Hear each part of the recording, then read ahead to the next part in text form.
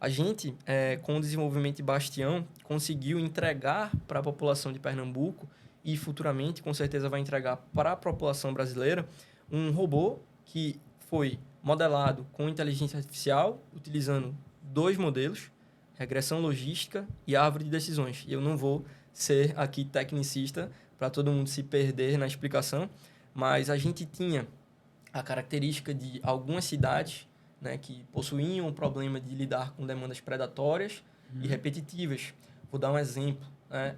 Uma demanda predatória é aquela que você entra de má fé, digamos assim. Você não tem efetivamente aquele direito, né, mas você se utiliza de teses, né, discutíveis, de teses questionáveis, para abarrotar uma determinada unidade judiciária. Então, você tem um acervo de 1.500 processos e, de repente, entram com 20 mil processos naquela vara. Né? Às vezes a parte nem...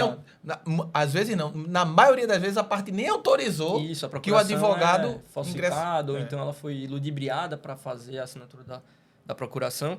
E, de repente, o juiz se vê com 20 mil processos, sendo que ele tem uma realidade de 1.500, 2.000, ele tem uma pessoa na equipe, fora ele, né? E isso era uma dificuldade muito grande de comarcas como o Ipubi, aqui em Pernambuco.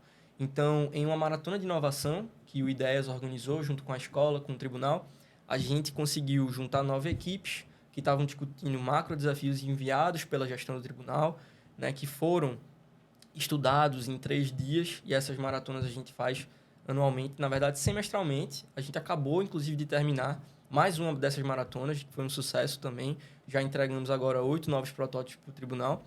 E o Bastião foi a aglutinação, foi o agrupamento de 3 protótipos de um mesmo macro desafio. Então, a gente premia o vencedor, mas a gente não esquece, né, quem não foi o campeão do evento. Sim. Os outros times também se juntaram ao time vencedor. A gente pegou o que tinha de bom em cada time, conseguiu juntar em um grande megazord, e aí foi criado o Bastião.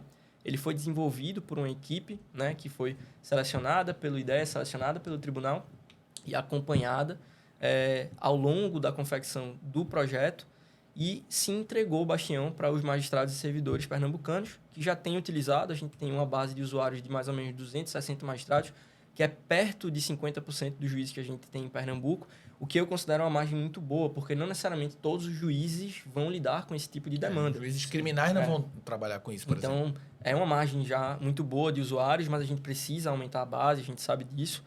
Muitas vezes o magistrado ele fica em dúvida se ele realmente deve etiquetar ou não um processo, mas eu aproveito para lembrar que Bastião é um sistema sugestivo, ele não é um sistema classificatório necessariamente, ele não vai definir que aquela ação é predatória ou repetitiva.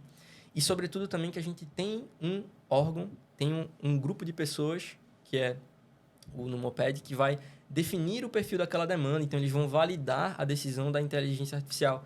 Mais cedo, você perguntava sobre o robô substituir o magistrado na tomada de decisão, e eu dizia que achava que era improvável.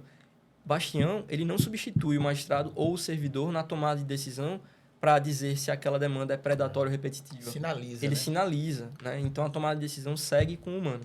Sim.